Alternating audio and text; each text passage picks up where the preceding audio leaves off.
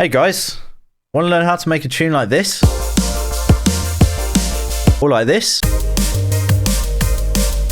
Today I'm going to show you how to make that just using Logic stock plugins and some free samples to download. Big shout out to Artifacts for inspiring this video. He released a video called Why You Don't Have to Layer Drums, and there's a technique he uses in that which pretty much blew my mind. It's something I wish I'd known like 10 years ago because it's just such a powerful technique for drums. I thought I'd challenge myself and I'd see if I could recreate the same technique just by using Logic stock plugins, and I think I do an alright job of it. Obviously I can spend a lot longer, and you know, none of these examples are finished products, but it's an example of a good start.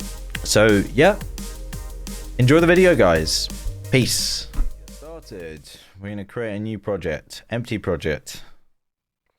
Create 6 tracks. We don't need 6 tracks, but. And on each of these tracks, what I'm going to do is I'm going to put a couple of channel EQs. You'll see why shortly. So if I just copy those over. So usually I'd be using Pro Q. Also, I'm going to be using Fat Effects, which is also a stock plugin, but it's actually, I think it's a recreation of what used to be Camel Fat, which was an awesome plugin. But Fat Effects is basically the same sort of thing. I think it might even be a little bit better. And what I'm going to do, just for workflow's sake, is I'm going to copy this channel setting and paste it to all of the others. So to copy, you just press Alt-Command-C, and then you select your new channel, Alt-Command-V to paste, and you just do that for all of those. That's just to speed up the workflow in this case, because I actually did this yesterday. It was a practice run, and it took me a long time. It actually took me a long time to work out how to use the channel EQ, because I just never use it. Probably used it in the past, but I'm a Pro Q type of dude. But obviously in this video, we're just using stock plugins, so I'm going to show you how we can just get a pretty good result just using these. So next up, I'm going to find a kick and a snare sample. Now, the kick sample, so both of these samples are from freesound.org. I've basically done kind of exactly what Artifacts did in his video, where I've just downloaded Suicidity, and I've downloaded his snare pack.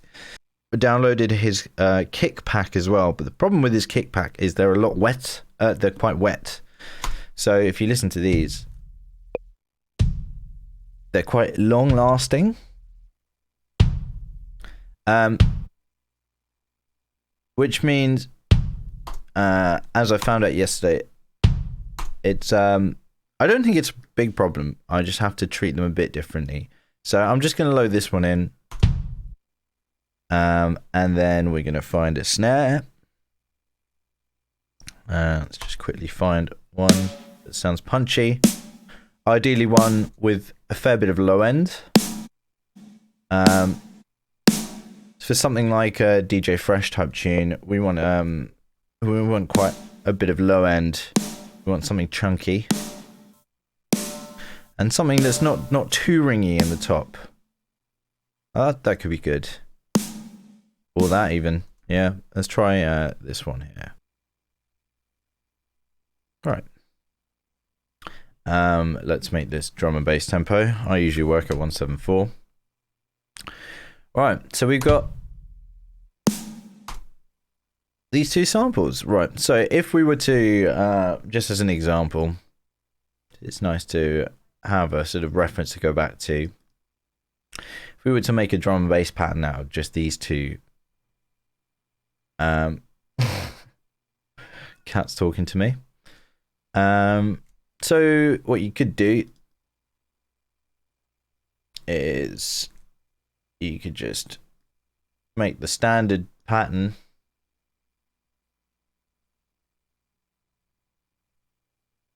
I think it's called 2-step. I don't actually know.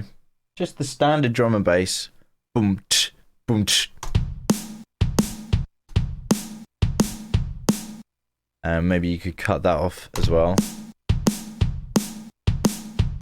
Now, okay, it's not too bad because the drum samples are pretty punchy, but it's not really drum and bass friendly because they're quite live sounding samples. So what we want to do is kind of like dry them up, and make sure that there's no lingering frequencies that are going to like interfere with other parts of your track, namely your bass and your mids. So obviously we want to get rid of, we want to just clean these up, and in particular that snare, that kick that needs a lot of work. We want that to just be a click, really. If we're going down the commercial route,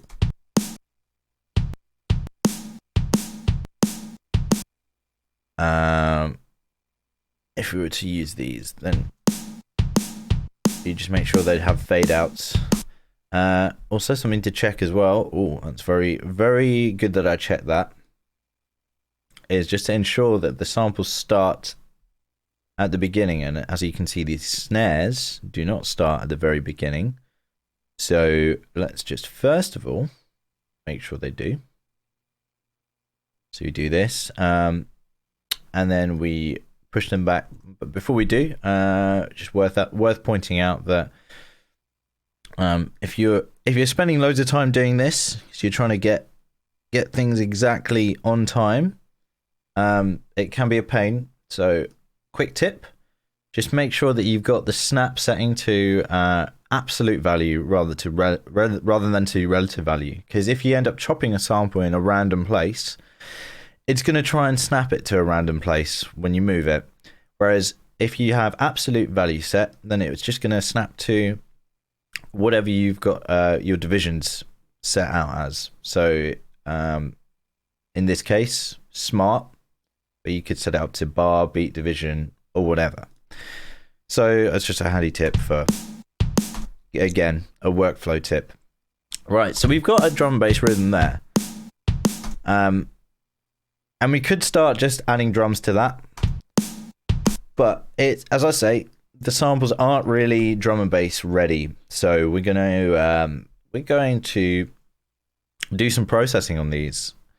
And as I say, we are going to be using the artifacts approach, which is quite genius, really. And I thought, as a challenge, let's do this in Logic and let's see if it works as effectively as it does when he does it in Ableton Live using a few third-party plugins. But let's see how good Logic is at doing the same sort of thing. So the first thing I do with any sample is make sure that we've cleaned it up with regards to mid and side information, and also cutting out any irrelevant frequencies. So mid and side. So basically, as I think I've explained in other videos, you don't really want any stereo information below 200 Hertz. Likewise, any punchy frequencies, i.e. fundamentals of drums, which are like, in the kick, it's going to be, you're looking around the 80 to 100 area, which is going to be your fundamental, which is like the low point, the main frequency that's going to come through. You always want those to be mono, because you don't know what sound system your tune is going to get played on. You want it to cut through on all sound systems, and the mono is always going to cut through no matter what the sound system. But say if you have a sound system where maybe there are some speakers that aren't working, or I don't know, or it's just been set up in a weird way, then your side information, which is the stuff to the sides, like to, the far sides of your speaker, some of that might get lost, or there might be an imbalance. So you always want to make sure that the main elements of your track, like your drums and your bass, anything that you really want to cut through, you want to make sure that you've got it in mono, basically. So what I'm going to do is I'm going to first make a cut here, an extreme cut around 200 Hertz, and to do it for the side information in EQ, in the default stock EQ, you click on side only here. So let's just hear if you can see if you can hear the difference.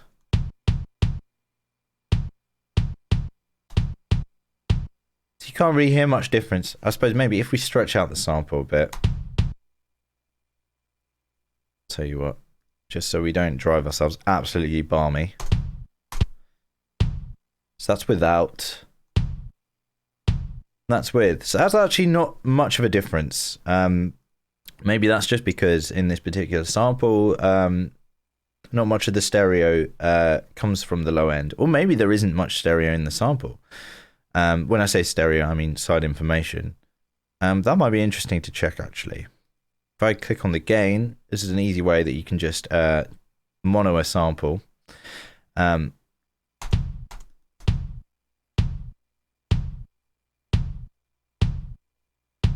There is okay, so to my ears, there is a slight bit of side information in the top end. If you listen to the top end, particularly like this sort of hissy part of it, and then if I mono the sample, it changes it slightly in the top end. So, but it's very, very, very slight. So it's actually there's not much stereo in this sample, which in a way is good, because you don't really need there to be, and you can always create it at a later time by using like a bit of reverb or a bit of delay. So in a way that's good, because it means it's a clean sample. Next up, and by the way, let's just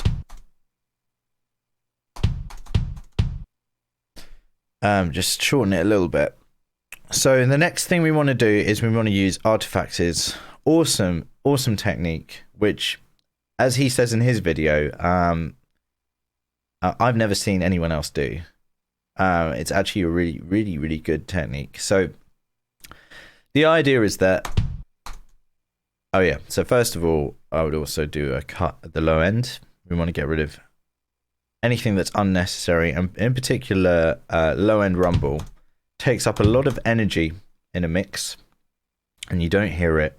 And the more energy it takes up, then the less space there is for your other elements and your other frequencies. So always do a cut at the low end. The limit of human hearing anyway is 40 hertz, I think, and you don't want your kit to be too subby anyway. You want to kind of save that for the sub bass. So always do a cut here. You might as well. It's good practice. And then what I would do is just try and locate where the fundamental is, which is around here. And we can actually boost that a little bit. So it's a bit extreme, but you know there's punch there. And the idea is that with a sample like this, is because it's wet, it's kind of got reverb on it, right? It's been recorded in a room, so it's got like live reverb. That fundamental is kind of sticking around for quite a long time, which is bad for a mix, because you kind of want it to be punchy and then you want it to be out of the way very quickly. A lot of the time you might be sidechaining a bass line that's also occupying a similar frequency, or it's going to be, you know, it's going to have frequencies that are very like around here. And you don't want those two conflicting. That's why you have side chaining that you usually do. You usually side chain the bass and the kick, so that when the kick comes in, the bass makes space for it, and then the bass comes straight back in. But it happens so quickly that you don't notice it. But of course, for it to happen quickly, you need this fundamental here to not be sticking around for very long. So, the Artifacts technique is you use an automation on this point where you duck the gain. So it's only, so you basically, you're boosting it whilst it's hitting, but then very quickly you reduce the gain on it, so it's actually taking it out, which is subtle, but it really does make a difference. And it makes a particular difference when you do it on the snare. It's a lot more noticeable. So what we do is we find, this is peak 1, I believe. Yes, this is peak 1.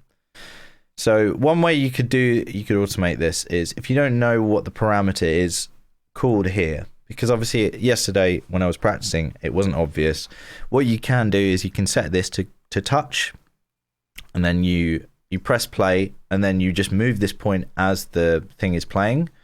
Then you stop, you turn it back to read, and then it will have drawn some automation in for you on the point that you want. So you've got the parameter you want. But in this case, I know that this is channel EQ 2. We're working on the second one because the first one is for the side information. Channel EQ 2, and we're going to go to peak 1 gain. It's just the gain that we want. It's not the frequency. We've identified this is where we want the frequency. This is where the fundamental is, more or less here. And now we have our automation parameter here. So if we click it once, then that's the 7.9 we've already assigned. And now we can just draw in a cut. And we draw it in fairly early in the sample. And instantly you can hear. And even if we, say if we widen this a little bit. So if you're using a touchpad on a Mac, if you just use 2 fingers and then drag up and down, if you drag up, you can widen the point. Works the same in ProQ as well. And if we listen to the difference, without, you can hear that low ringing, that low rumble. With, so much cleaner already. Like you could even probably go a little bit further. Now, there are other frequencies that are ringing. In fact, most of it is kind of ringing. But if we get the fundamental out, then we've got the main bit that's going to be interfering. So the other stuff we can do, we can kind of sort out using other techniques. I don't know exactly what those are yet. So, because every sample is a little bit different. So sometimes it requires a bit of different approach. Next thing I'm going to do is add a bit of saturation. We want to just start, like, you know, part of drum and bass samples is that they want to sound processed a bit, like they want to be fattened up. So let's use a bit of saturation. And this is just going to kind of like create a little bit more frequency information in there. It's going to distort, it's going to fatten it up a little bit. And one thing you can also do is add a bit of tube. Oh, got to be careful though. Just a touch. Maybe lower this a little bit. Because it's definitely getting a little bit distorted, but a bit is pretty good because then it brings it out. So if without, it just like pushes it a little bit hard. Yeah, you've got to be careful how much you do, and maybe you don't want to do both of these at the same time. I think in Artifacts' version, he'll do the saturation, he'll do another layer of another stage of processing, and then add some tube. But for this, I'm just going to do it like that. And then we can also use some transient shaping. You actually have the enveloper here, which does a pretty good job. Add more punch. Yeah, you can hear that it's definitely creating more of a click on the transient, which you really need for it to cut through on the mix. And that's particularly more on the high end, like mid to high end. So it's pretty good. One thing I would usually do as well is I would put it through a limiter a little bit. But in essence, it kind of already is going through the fat. So, well, let's just create another fat effects. Because usually I'd push it through. Let me just see if I can get away with tubing it a bit more. No, it won't do much. So if I saturate a little bit more.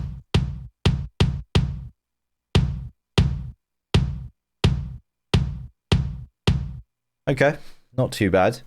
Now, also bear in mind, we want to make this quite short.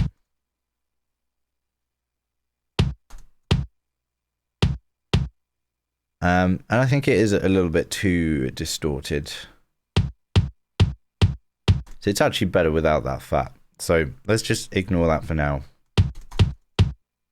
If we bounce in place, we've got a more pushed sample, as you can see here. It's a little bit more flattened out in terms of the audio wave here. Anything else? Anything more we can do now? We could probably EQ. I'm gonna again paste our setting.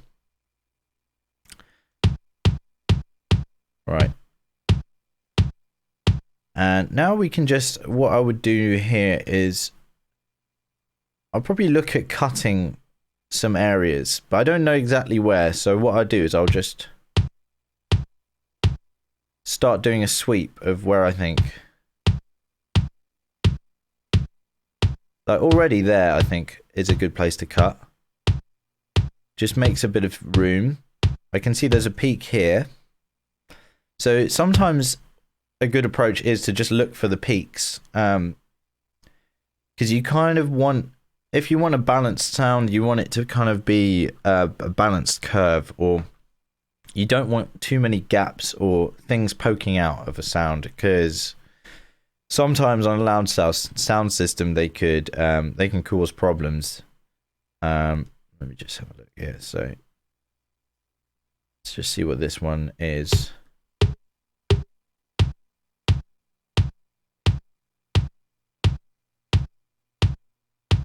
Yeah, we can sort of dip that a little bit.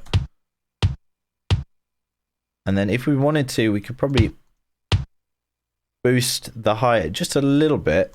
Because again, it's the high that kind of cuts through, or rather gives it some definition if you have a lot of other stuff going on in the mix. So I boost that a little bit. And now it's kind of like, it cuts off a little bit harshly there. So maybe I would also consider just adding a touch of reverb. Just a touch.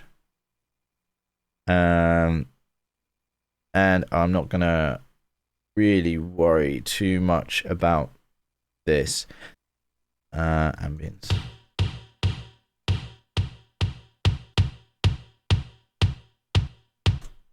Okay, just for the purposes of, it does sound pretty bad, but I don't want to spend too much time. So if we just make this really, there we go. Just really, really basic. So it kind of brings a slight live feel back into it. And then, but what you want to make sure is that after you've done that, is that, because what that's essentially doing is that's creating side information. So we want to do the side cut again at 200.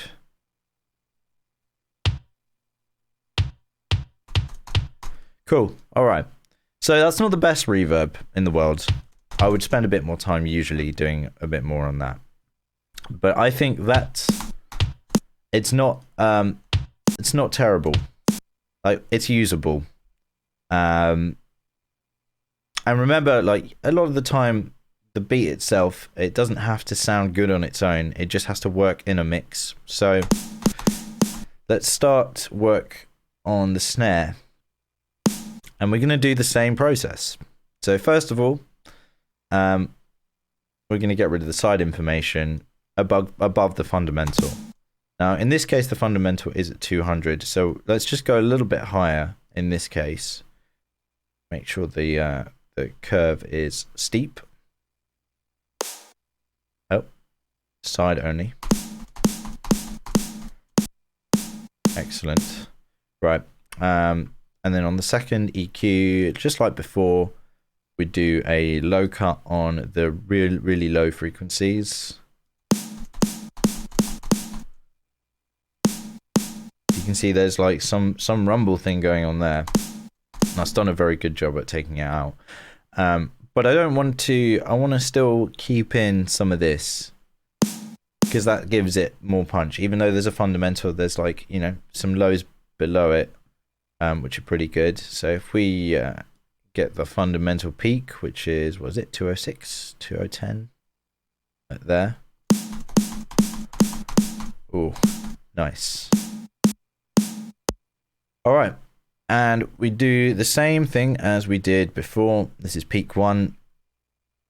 So we press A to open automation and we go to channel EQ2, peak 1 gain, and we do the same as we did. Except, hold on, we're here now. So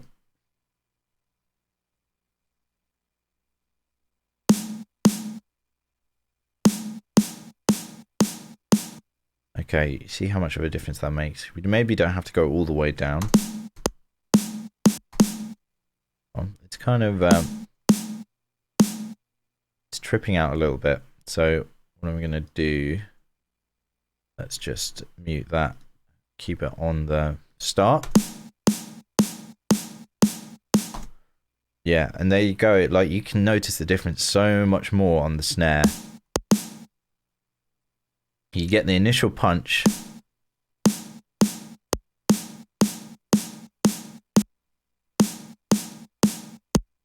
To me, that's just like, it makes a world of difference. And it just, if I'd have known this years ago, it would have saved me so much trouble, because like, you want a snare to be splashy sometimes, but you don't want the low end to splash. So the other way you can do it, it's a bit more complicated, but it's actually not as precise, is you use a multiband compressor. Well, I use a isotope multiband compressor, but rather than compressing bands, you can gate the bands, so that basically when you use a gate, it just makes those bands only last a certain amount of time before they before you reduce the gain. So it's based on a threshold. So it's like the opposite of compression. It's kind of is it the opposite of compression? You set a threshold, and it just means like if it goes below the threshold, then you don't hear it, or it gets reduced. So what you could do is you could limit that to the band of the fundamental, and then say, yeah, you only hear it when it's at a certain volume.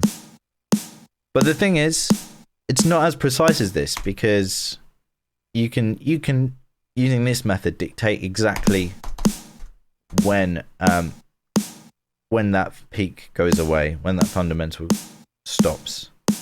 And already that's just a world of difference. Without, you hear that ringing, right? And that ringing is kind of annoying. And already, like, that's almost a usable snare to me. And then we can just do like a little bit of extra saturation just to get a bit more out of it. Get a bit more frequency. Maybe some tube. Not too much again. Like, and yeah, already this is sounding like a legit snare. Envelope, you know what? Let's just use the same one as we had before. So another quick tip. If you select the channel, so you can select a channel, hold command to select another channel that you know has a plugin that you want to just copy over. Bring up the mixer, which is X. And so I know I want the enveloper from my kick, which I used before. So you just click and drag and use Alt to click and drag and release, as if you're copying over a sample, and then you've just copied over the plugin. And now, something to notice is that we're clipping here. So since we don't, well, I don't know about, I've used Logic's limiter before, but I'm more comfortable using just FAT, because I know that has an inbuilt limiter on it that works pretty well. Ooh, although it has actually taken out a lot. It's doing too much. So if we lower the volume at this point,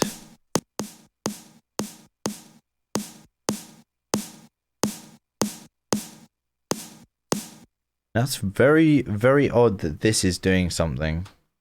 This fat at the end is doing something which, and I'm guessing it's to do with the limiting.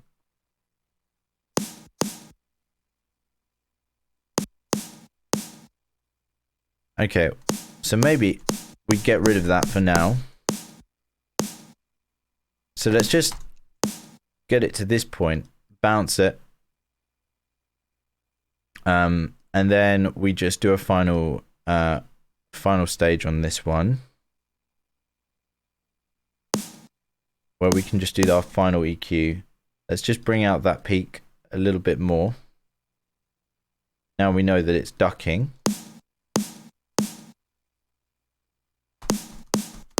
And we might also just boost a little bit. See where there's like a little bit of a dip around here? Maybe we can bring that out. Be interesting to know if there's side only. There's not too much side information in this, so I would just do the full.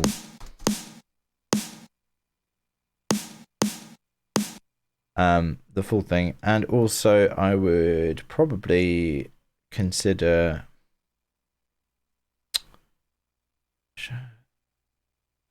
How do I grab this point? Can I grab the point, please? Does it let me? Yeah, there we go. Maybe just cut slightly here. Just this little peak here.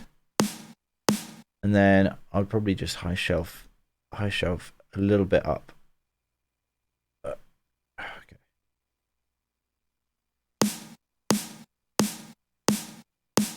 Yeah. There's also actually one other thing that's bothering me.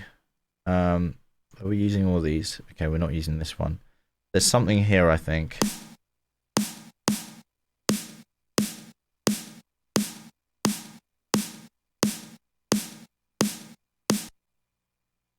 I think it's this one that's bothering me slightly. Or something lower.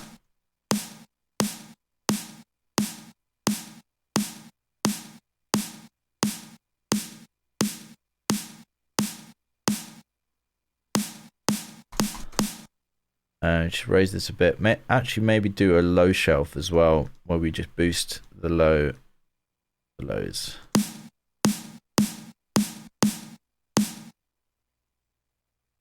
Yeah, and then this down.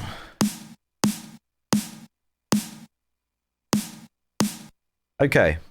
Oh, and there's some low rumble coming back in, so let's just get rid of that again.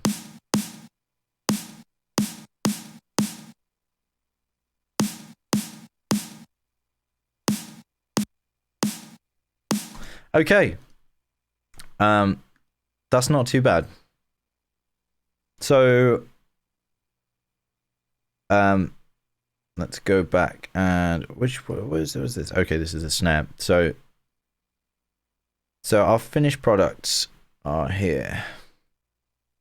So if we remake that rhythm, kick snare rhythm.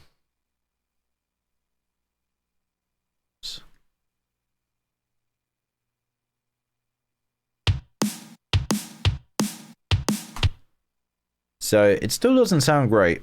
I would probably just okay, that's the I'd actually high shelf this kick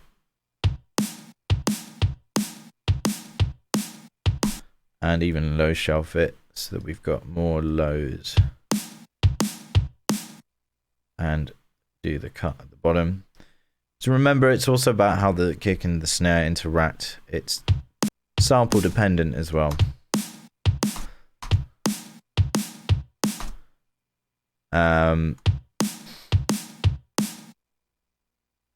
And then you might want to tune them as well. So actually, now that we've done EQing, I would probably just bounce them again. If I ever wanted to, start doing tuning on drums, then I would ensure that these are bounced, because obviously we've EQ'd them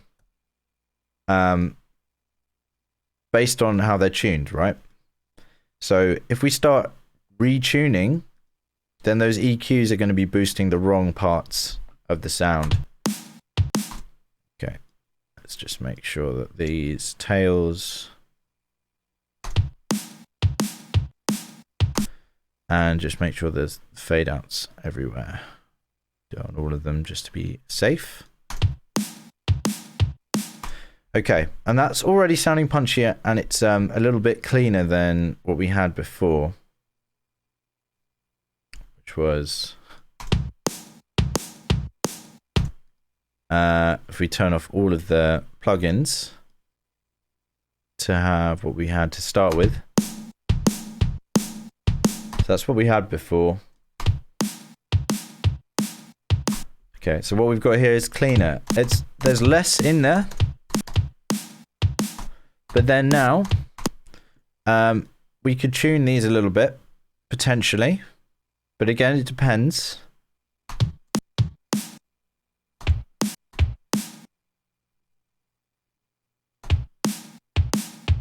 So you can either tune them here, or actually what I prefer to do is using the flex. And I would use the speed effects. Because here what you do is you stretch it, but you're actually tuning it as well. So it's like doing it the old school way of slowing things down, speeding things up, affecting the pitch. So maybe I would actually tune both of these down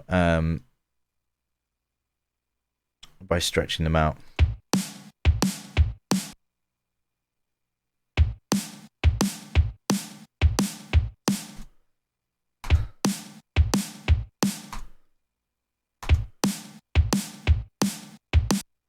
Now, there is something that's still ringing for me in that snare.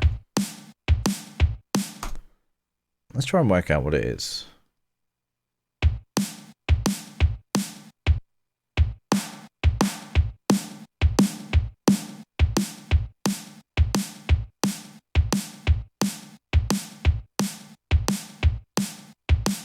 Yeah. So sometimes just above or around the fundamental, you might get some ringing.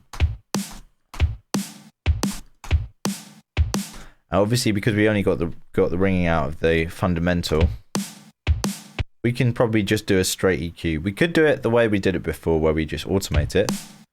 But you can probably just get away with getting rid of it because it's not really serving much purpose. It's kind of just getting in the way. Because at low frequencies, the closer the frequencies are together, then the more they clash. Higher end, there's more room to work with, kind of thing, but you can get away with stuff being close together.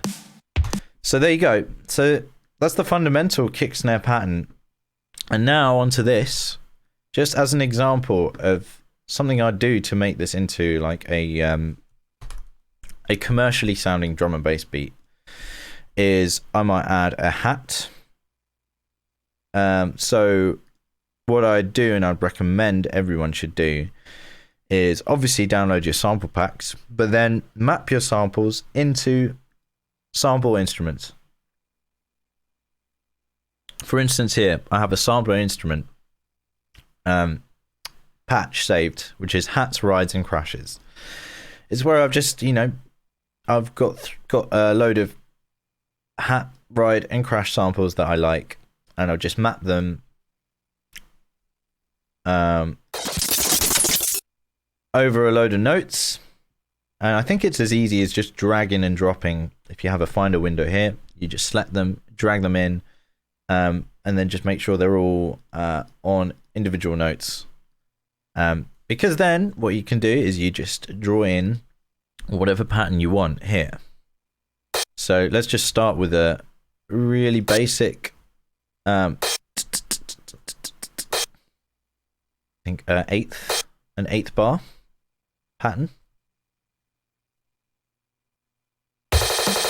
Oh no, that's 16th. Well, I suppose what you could do is functions, MIDI transform, half time, double time, half time, half speed. Select and operate. There you go. So obviously we're on crashes here.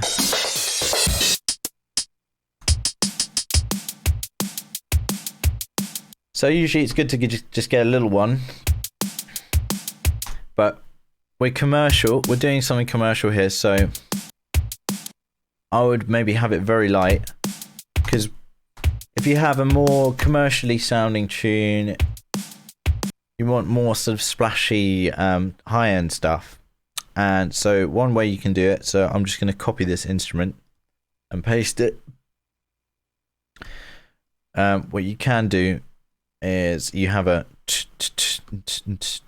pattern, which is now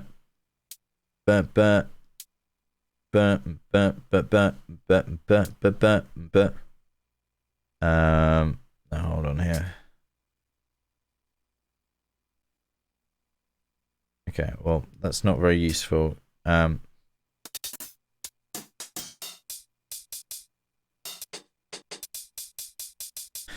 Let's try that one.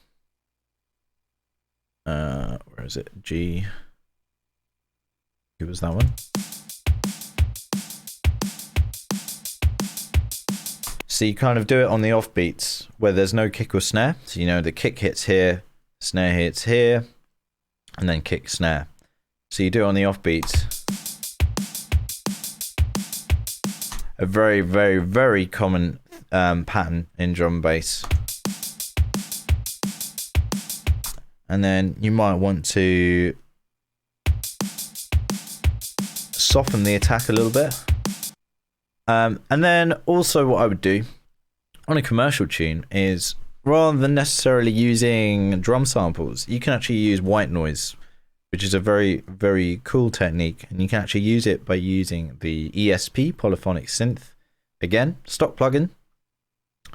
And you just use the noise. So I think you just duck everything here apart from the noise.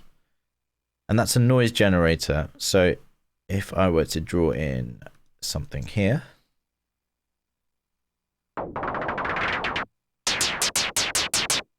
Now obviously it doesn't sound right at the moment, but I'm just going to draw in a straight 4 to the floor pattern. Now what you want to do is just get rid of the filtering on this. So get rid of the resonance and then put the filter all the way up, frequency all the way up, I think. And then obviously you want to EQ that. So I'd use a high pass, was it low pass? Low cut, high pass. And then here you can kind of, so obviously turn it down as well. And here you have ADSR, so you can use the decay.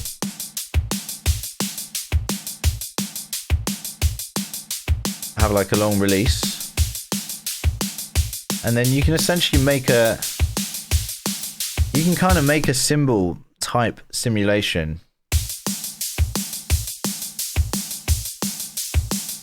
And you can kind of,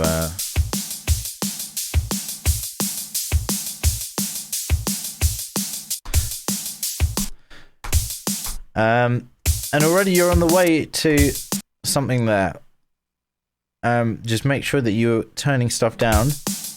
And then if the kick and the snare start to lose a bit of definition, as they are a little bit now, because now we're adding high frequencies, then just make sure you add that back in by, you can just EQ.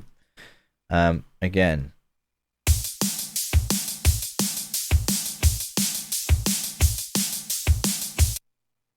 Also make sure they're pretty loud.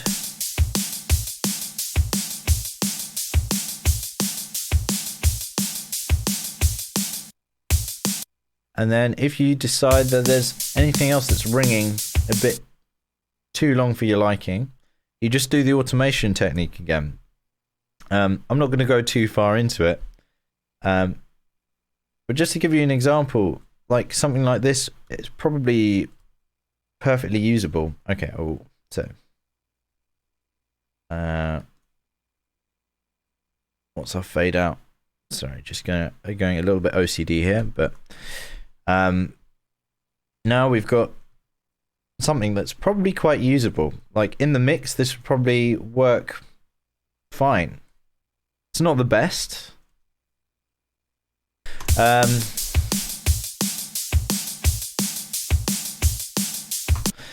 So yeah, just to give you an example, obviously you can spend some time mixing this, and I'd probably push these a little bit further. I'd probably push this snare a bit more.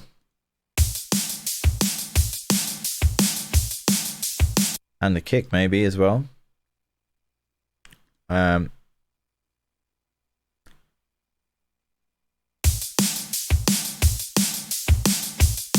Because obviously the kick and the snare are going to be the driving factors in this. But then if we just load in some samplage, just as an example. So I'm just going to load in just random sample here. Just make sure it's in time. Oops. To be monophonic or something. Hold on, where was it? No, it's going to be that, isn't it?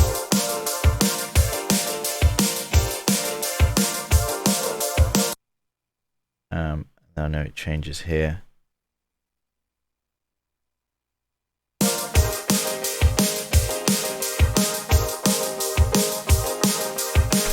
And then we can just add like a cheeky bass line. And again, I'm not really going to do anything anything crazy here. I'm just going to do like a just a sine wave.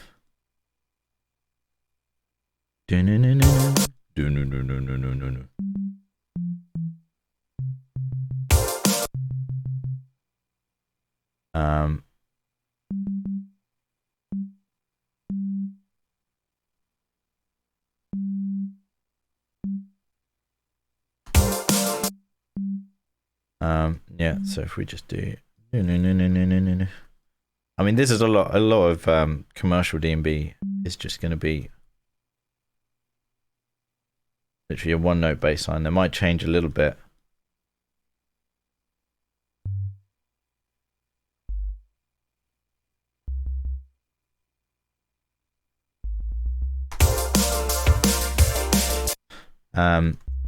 You could shape that a little bit. I'd probably go, if you do it like that, and then have a release and then mono. And you can saturate that as well, because why not?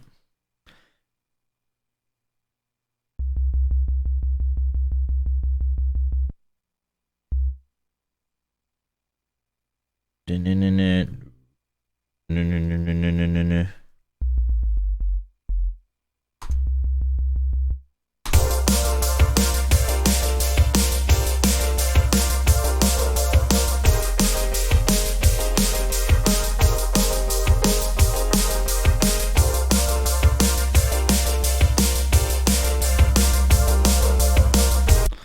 So maybe you'd go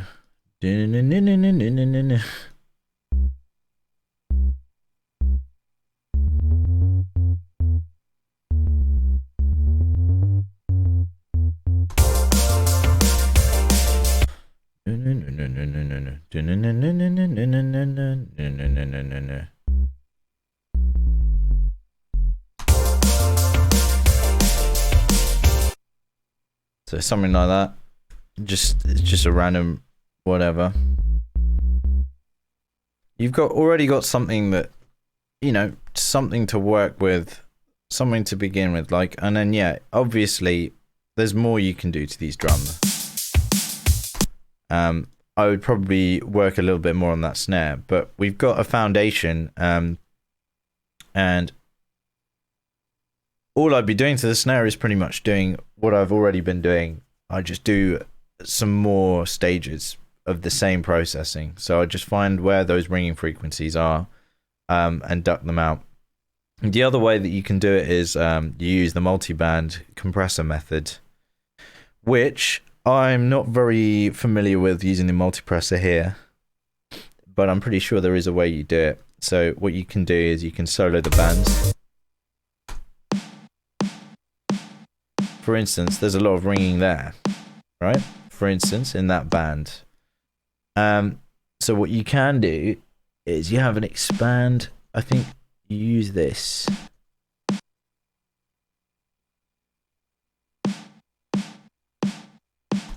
And I'm not very familiar with exactly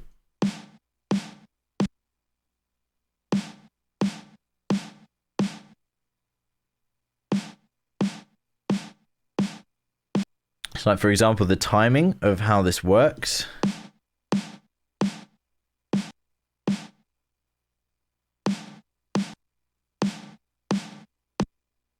Yeah, it's because I'm not all that technical, really. Attack.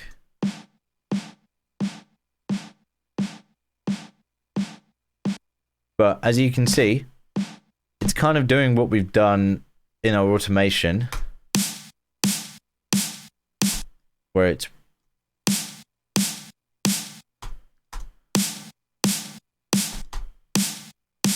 creating a duck, and then you can actually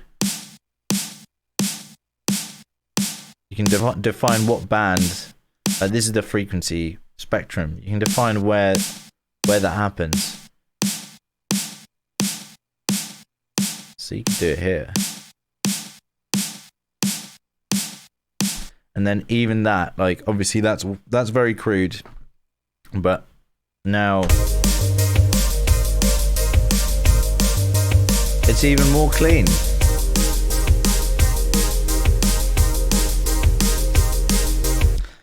And then sometimes you don't even need all the drums, because, you know, the more commercial the tune, then probably the more elements you've got filling up the space, more other things that are causing the groove. So you've got the bass, even though it's really boring, one noters, it's still creating an actual groove, an actual roll of some sort.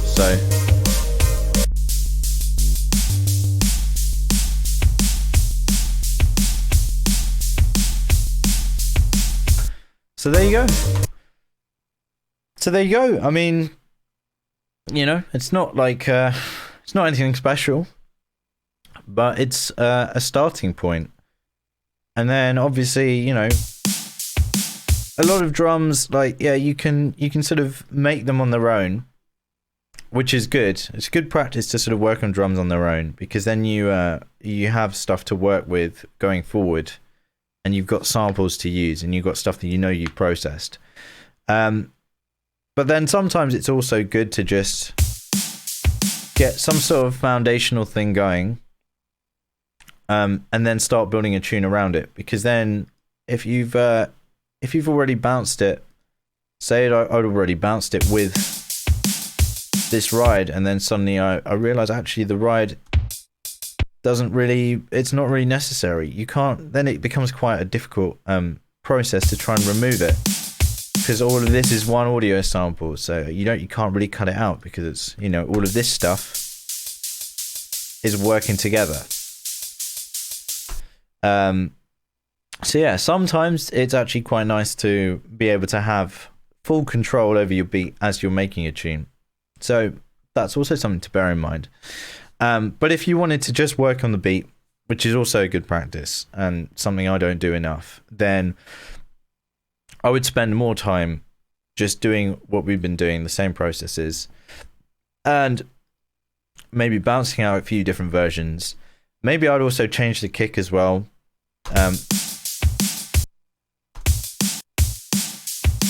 Because it still sounds pretty wet, right? The sample itself is not like an ideal one to start working with. So what you could do also is do what I did for the hats, which where I have an actual kick instrument sampler patch, where I have like some drier kicks. So you can always just kind of just draw in the pattern.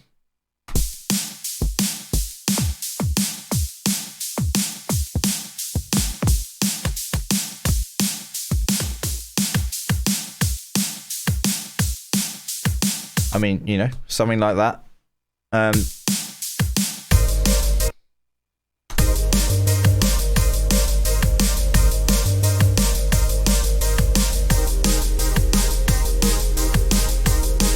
And then yeah, so for instance, in this sort of thing, this one is just unnecessary, and you might even just get rid of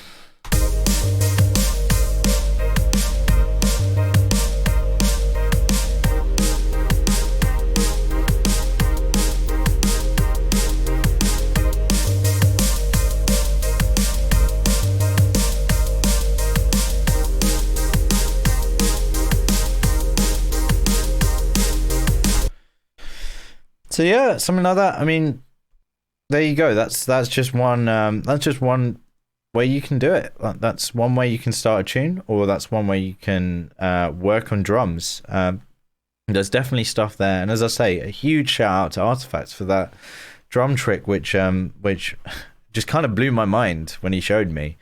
And as you can see, you can pretty much achieve the same result just using Logic stock plugins. So all I've done here for this whole session, I've only used the stock plugins which come with Logic, which just goes to show that you've got enough power at your fingertips just with Logic Pro alone, and obviously with some samples. But again, you know, like these kicks, the kicks and the snares, and probably even just like the hats that I've used, you can just download. Just go on freesound.org. You've got like a ton of samples there that are just free to use. You can download them, you can go through them, pick out your favorite ones. I'd recommend going for dry samples, because as you can see, this wet one is pretty difficult. Like I'm even kind of proud of the fact that we got it to this stage, even though it's still a little bit wet. Like you're better off just working with a dry sample, because it's a lot easier. Like this snare was a lot easier to deal with because it was dry and it didn't have like a load of reverb on it. So yeah, just make sure your samples are pretty good to begin with, because it just saves you work. Yeah, I think that's pretty much about it. Again, shout out to Artifacts for that technique. So there you have it. That took about an hour to do. Yeah, hope you learned something. Nice one. Take it easy.